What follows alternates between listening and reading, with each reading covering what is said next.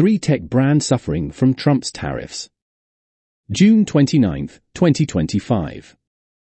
The tariff policies introduced by President Trump has sent shockwaves through the global economy, particularly affecting the tech sector. Contrary to Trump's claims that tariffs are paid by other nations, they are actually borne by U.S. importers like Walmart and Amazon. These companies, facing higher costs, often pass these tariffs onto consumers through price hikes. While Trump promises that tariffs will eventually lower prices for Americans, economists predict increased inflation, with the price rises across a wide range of products from imported foods to electronics. Global brands based in the U.S. have seen some of the most significant drops in their stock prices and market value. This investor reaction stems from fears of rising prices and a potential slowdown in consumer spending. The tech sector has been a primary target, especially due to its heavy reliance on Asian countries for product components. Countries like China have been hit with a 54% tariff rate on imports to the U.S., while Taiwan faced a 32% tariff, India 26%, and Vietnam 46%.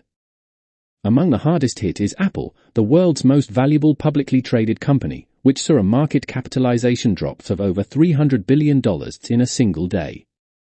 This marked its worst decline since 2020, driven by fears that tariffs would drastically increase its costs and lead to price hikes for products like the iPhone.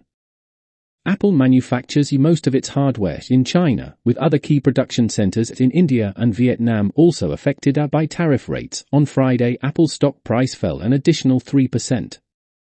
Nvidia, a market leader in manufacturing chips crucial for the AI boom, lost $210 billion in market value.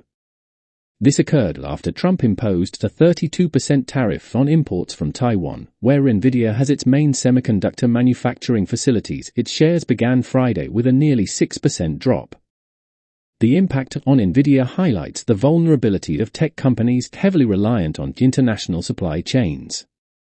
Amazon, a leading global importer, lost on nearly $190 billion in market value. Chinese sellers account for over 50% of the market share in Amazon's third-party marketplace. Analysts at Bank of America view the tariffs as negatives for the sector of e-commerce.